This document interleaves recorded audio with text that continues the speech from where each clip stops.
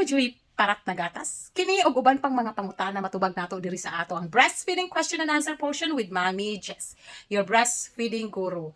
O tubagon nato ang usa ka pangutana sa atong Mommy follower. Daghan siya concerns unya isa-isa ho nato para mas maklaro natong tanan kung usa gyud ang kamatuoran ani iyang mga problema ug makuhaan natong pagtulun-an sa atong kagalingon ug ma-apply po nato sa atong sarili ug sa atong mga kaila. So kung natanawan ninyo ni, make sure to watch until the end. O please share. O kung naka-experience pod mo ani. So unsay question ni Mami, ang iyang unang pangutana, when do usually nagagawas ang milk during pregnancy? Kay ko, sa ako manggod ng anak ko, wala gyud ko katistingan ang gaagas-agas ang gatas pagkapanganak. O parat pud kaayo ang akong gatas na wala jud ni daddy ang akong anak. Okay, so tulo ka bukiyahang concern, no? O kunahon nato ang kanus ang yun mo gawas ang gatas usually. So the lactogenesis, so the milk production ng ang usa ka inahan, magsugod na siya sa second trimester ni Mami during pregnancy, no? Kanang dito pa lang nag-produce na ta og milk, pero not necessarily mo gawas na siya, no?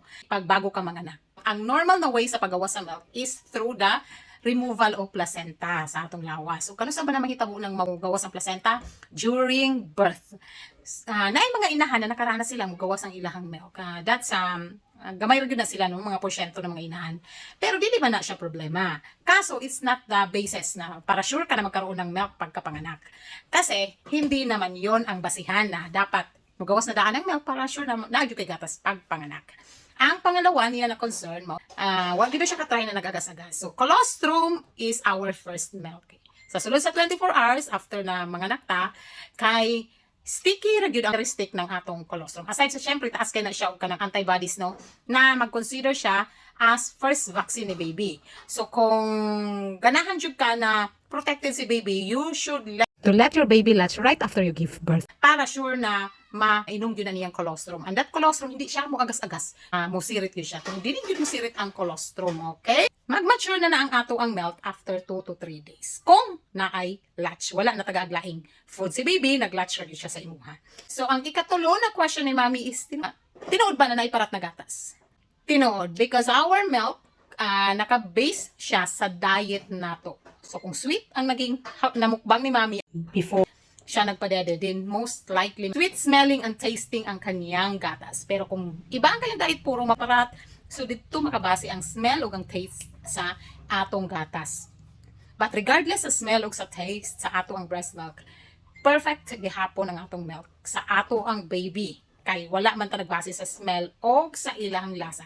Nagbase na siya sa nutrients o sa components na may kasagaran man gud no abi nato, oy mas ganahan ng bata og sweet.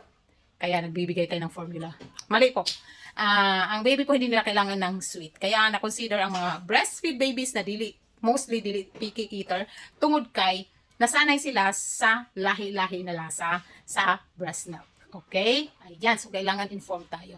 Walang mami na walang gatas. Kasi kung napapansin nyo, yung pag tayo ay nabubuntis, ang unang lumalaki sa atin ng ating dede. So, it's a sign that we are already producing milk as early as being pregnant. So, I hope you learned something in this video and I hope you will share this one. Para dili lang kita ang makatun ang tanan. Let's be selfless in sharing our knowledge to everyone. Okay? And if you have more question about breastfeeding concern, mag-PM lang sa kuha. Kay hatong himo og video para po sa makatun ang tanan. Okay? Thank you so much for watching this, Mommy Jess. Bye!